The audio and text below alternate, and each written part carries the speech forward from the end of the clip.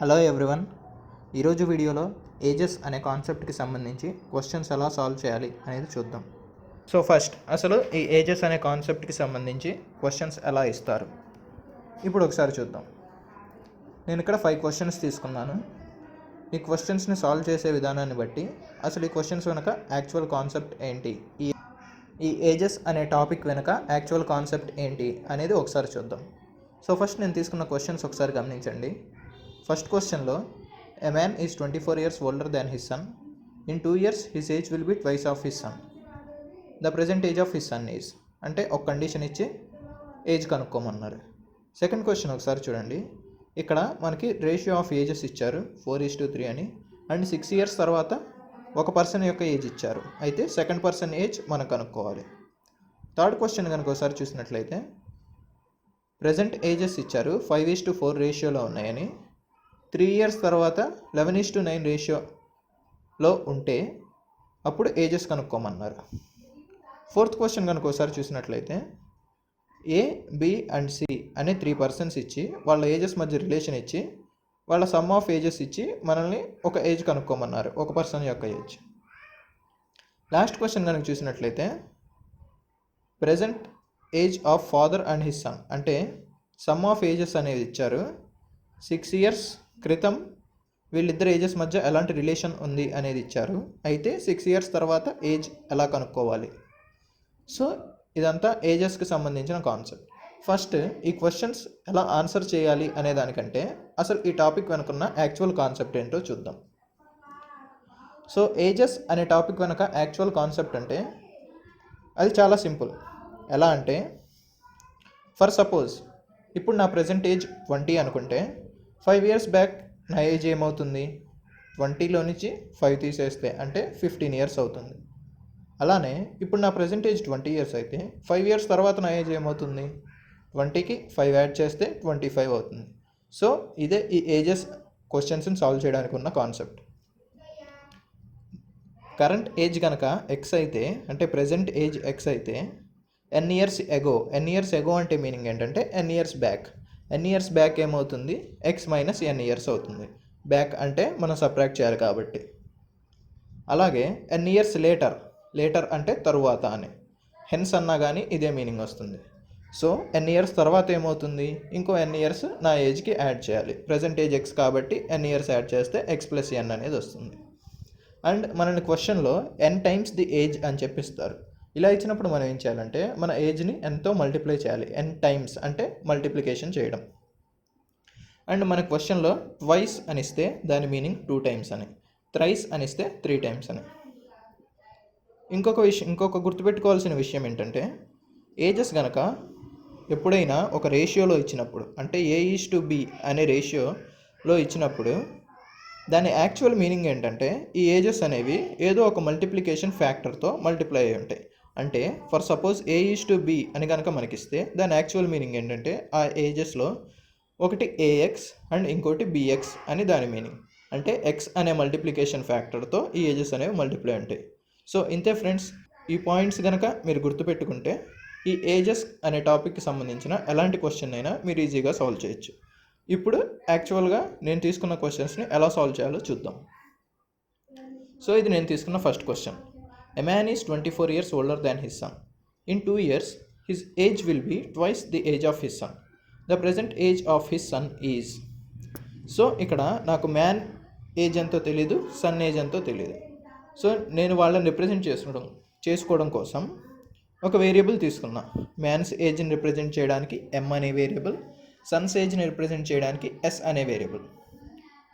ఇప్పుడు మనకిచ్చిన క్వశ్చన్లో ఫస్ట్ సెంటెన్స్ చూద్దాం. A man is 24 years older than his son, అంటే మ్యాన్ ఏజ్ సన్ ఏజ్ కంటే 24 years ఎక్కువ అని. దీన్ని నేను ఈక్వేషన్ ఫార్మాట్లో రాయాలంటే ఏం చేస్తాను, మ్యాన్స్ ఏజ్ని ఎంగా తీసుకున్నాను, సన్స్ ఏజ్ని ఎస్గా తీసుకున్నాను. So M is equal to S + 24గా రిప్రజెంట్ చేయొచ్చు. అండ్ నెక్స్ట్ సెంటెన్స్ చూద్దాం. ఇన్ 2 years తర్వాత 2 years తర్వాత అంటే మ్యాన్ యొక్క ఏజ్ ఏమైంది, మ్యాన్ ప్రజెంట్ ఏజ్ M కాబట్టి M+2 అయింది. అండ్ సన్ యొక్క ఏజ్ ఏమైంది, సన్ యొక్క ప్రజెంట్ ఏజ్ ఎస్ కాబట్టి 2 years తర్వాత అంటే S+2 అయింది.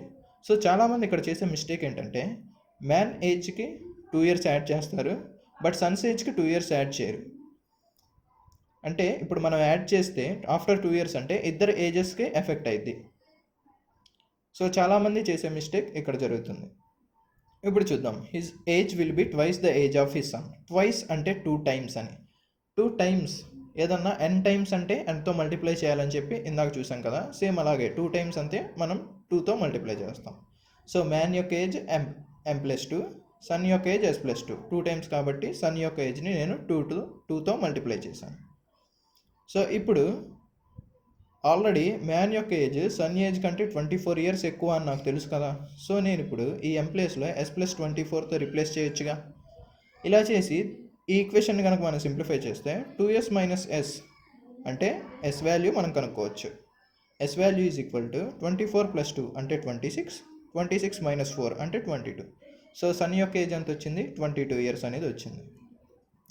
సో ఇంతే ఫ్రెండ్స్. ఇప్పుడు నెక్స్ట్ క్వశ్చన్ చూద్దాం. At present, the ratios of ages A and B is 4:3. After 6 years, A's age will be 26 years. What is B's present age? అంటే present ages యొక్క ratio ఇచ్చారు 4:3 అని. ఇందాక మనం చూసాం, ఏదన్నా ఒక రేషియో ఇస్తే దాని యాక్చువల్ మీనింగ్ ఏంటంటే ఏదో ఒక మల్టిప్లికేషన్ ఫ్యాక్టర్తో అవి మల్టిప్లై అవుతున్నట్టు. సో A:B ఏజెస్ యొక్క రేషియో 4:3 అంటే దాని మీనింగ్ ఏంటంటే A యొక్క ప్రెజెంటేజ్ 4xగా, B యొక్క ప్రెజెంటేజ్ 3xగా మనం కన్సిడర్ చేసుకోవచ్చు. సో x అనేది ఇక్కడ మల్టిప్లికేషన్ ఫ్యాక్టర్ అవుతుంది. ఆ మల్టిప్లికేషన్ ఫ్యాక్టర్ ఎంతో మనకు తెలియదు కాబట్టి నేను దాన్ని xతో రిప్రజెంట్ చేసుకున్నాను. నెక్స్ట్ క్వశ్చన్ల కండిషన్ ఏంటో చూద్దాం. After 6 years A's age will be 26 years. So present age of A ఎంత? 4x. ఆఫ్టర్ 6 ఇయర్స్ అంటే ఏమైంది? ఇంకో 6 యాడ్ అయింది. So 4x + 6 is equal to 6 years తర్వాత ఏజ్ ఎంతకి ఈక్వల్ అని ఇచ్చారు? 26 ఇయర్స్కి ఈక్వల్ అని చెప్పి ఇచ్చారు. So 4x + 6 is equal to 26. దీని నుంచి 4x వాల్యూ 20 వస్తుంది, x వాల్యూ 5 వస్తుంది. సో మనకి మల్టిప్లికేషన్ ఫ్యాక్టర్ ఎంతో తెలిసింది. ఇప్పుడు మనల్ని బీస్ ప్రెజెంట్ ఏజ్ ఎంతో కనుక్కోమన్నారు. బీస్ ప్రెజెంట్ ఏజ్ ఎంత? 3x. సో x వాల్యూ 5 కాబట్టి బి యొక్క ప్రెజెంట్ ఏజ్ 3x అంటే 15 ఇయర్స్ అనేది వస్తుంది. ఇప్పుడు నెక్స్ట్ క్వశ్చన్ చూద్దాం. Present ages of A and B are in the ratio 5:4 respectively. 3 years hence, the ratio of their ages will become 11:9 respectively. What is బీస్ present age? అంటే present ages యొక్క ratio ఇచ్చారు 5:4 అని. అంటే ఏ యొక్క ఏజ్ 5x, బి యొక్క age 4xగా మనం consider చేసుకోవచ్చు x అనే మల్టిప్లికేషన్ ఫ్యాక్టర్ని తీసుకుంటే. And 3 years hence. 3 years hence అంటే మీనింగ్ ఏంటంటే లేటర్ అని. అంటే 3 years తర్వాత. 3 years తర్వాత అంటే ఏమైంది? ఏ యొక్క ఏజ్కి 3 years యాడ్ అయింది, బి యొక్క ఏజ్కి 3 years యాడ్ అయింది. అప్పుడు మనకి న్యూ రేషియో 11:9 అని చెప్పి ఇచ్చారు. సో మనం ఎప్పుడైనా రేషియోస్ని ఈక్వల్ చేయాలి అంటే A:B అనే రేషియో కనుకుంటే మనం దాన్ని A/Bగా రిప్రజెంట్ చేయొచ్చు. సో నేను ఇక్కడ అదే కేసు తీసుకున్నాను. 3 years తర్వాత A యొక్క ఏజ్ 5x + 3 అవుతుంది, B యొక్క ఏజ్ 4x + 3 అవుతుంది. ఈ రేషియో 11:9కి ఈక్వల్ అవుతుంది. సో నేను దీన్ని 11/9కి ఈక్వల్ చేసుకున్నాను. అండ్ ఇప్పుడు ఈ ఈక్వేషన్ కనుక సాల్వ్ చేస్తే మనకి x వాల్యూ వస్తుంది. అండ్ ఈ ఈక్వేషన్ సాల్వింగ్కి కూడా మనం ఎక్కువ టైం తీసుకోకూడదు, ఎందుకంటే యాప్టిట్యూడ్ ఎగ్జామ్స్లో టైం అనేది మోస్ట్ ఇంపార్టెంట్ కాబట్టి. సో ఇప్పుడు ఇక్కడ 9 అనేది ఉంది. 9 5s 45x అండ్ ఇక్కడ 11 ఉంది, ఇక్కడ 4 ఉంది. సో క్రాస్ మల్టిప్లికేషన్ చేస్తే 45x - 44x అంటే x is equal to x value కనుక్కోవచ్చు ఇప్పుడు మనం. So 11 3s 33 -9 3s 27. So x value 6 అనేది వస్తుంది. ఇప్పుడు మనం b యొక్క ప్రెజెంటేజ్ కనుక్కోవాలి. b యొక్క ప్రెజెంటేజ్ ఎంత? 4x. So 24 years. 4 × 6 24 కాబట్టి. సో అంతే ఫ్రెండ్స్. ఇప్పుడు నెక్స్ట్ క్వశ్చన్ చూద్దాం.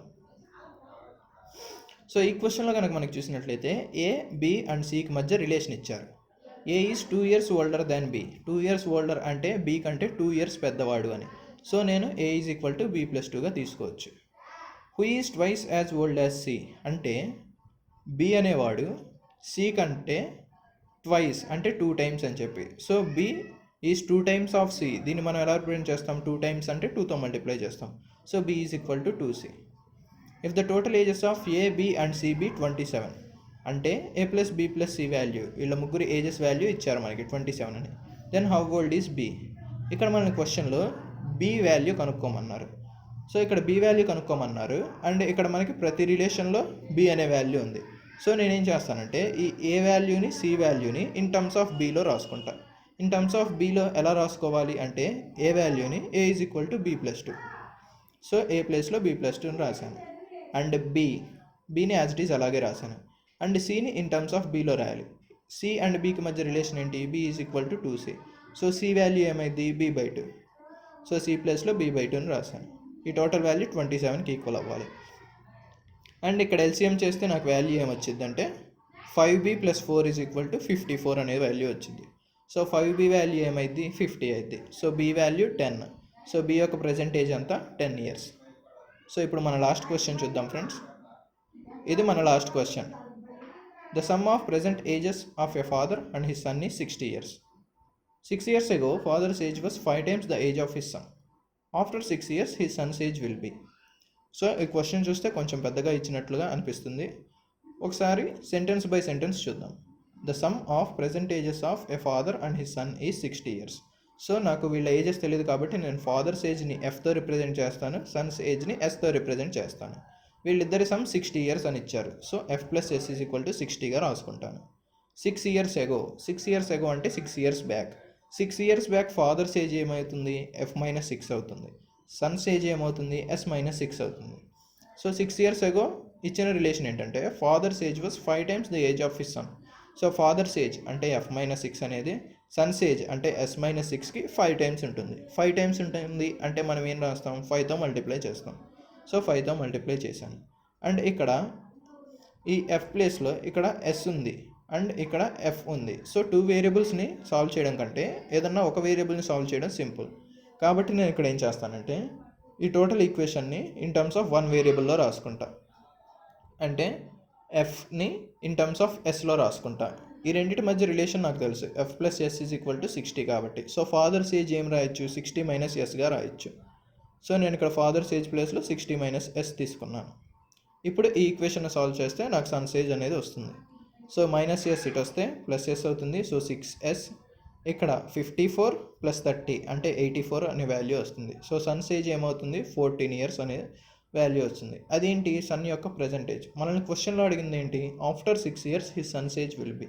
6 years తర్వాత సన్ యొక్క ఏజ్ ఏమవుతుంది అని చెప్పి అడిగారు. సో 6 years తర్వాత అంటే ప్రజెంటేజ్కి ఇంక 6 years యాడ్ చేయాలి. సో ఎస్ ప్లస్ 6 కనుక్కోవాలి. ప్రజెంటేజ్ 14.